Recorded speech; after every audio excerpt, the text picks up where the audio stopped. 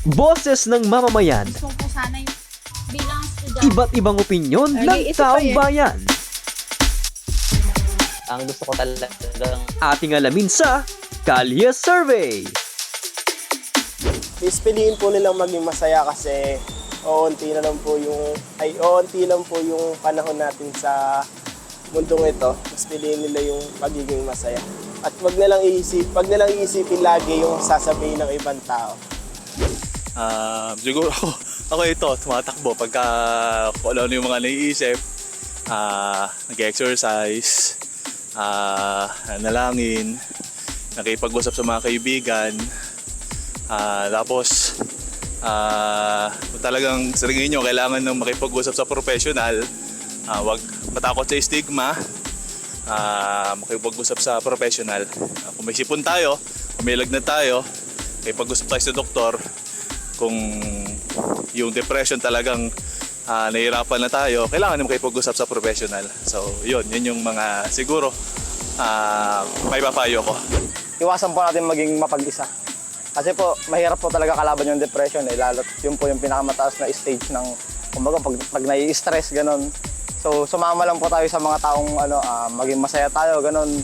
Isipin po natin na lagi tayong hindi nag-iisa, ganun, lagi tayo may kakampi para po hindi tayo lamunin ng depression. Huwag po mag-isip ng mga negatibo. Lagi pong libangin yung sarili. Try to explore po. Subukan po sububok ng ibang mga kakayahan po. Tapos always think positive.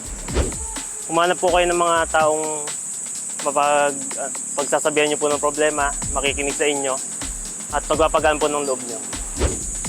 Huwag ka na gano'ng mag-isip ng mga negatibo, mga ganun. Tapos, maglabas-labas ka, gala-gala.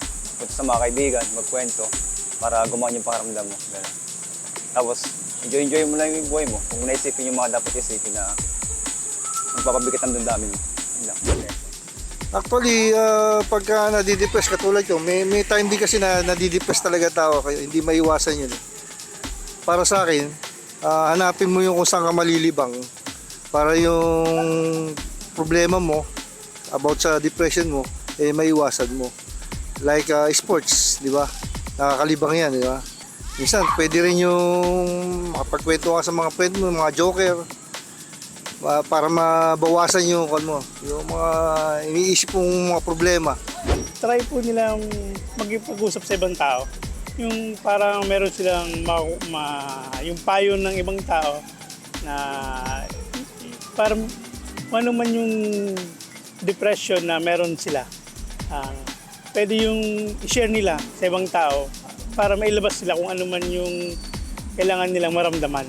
Ay kailangan nilang masabi at kailangan nilang yung bang may ibigay sa ibang tao yung nararamdaman nila at meron silang makukuhang payo na makakaalis dun sa depression na nararanasan sa buhay niya. For me po is sumanap po kayo ng taong makakausap nyo po or masasabihan nyo po lagi ng problema nyo na alam nyo pong papakinggan po kayo palagi and dadamayan po kayo ganun. And iiyak nyo lang po, wag nyo pong pigilan na, wag nyo pong i-isolate yung sarili nyo, ganun.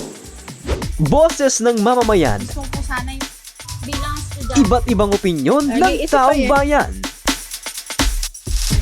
ang gusto ko talagang Ating alamin sa Kalye Survey.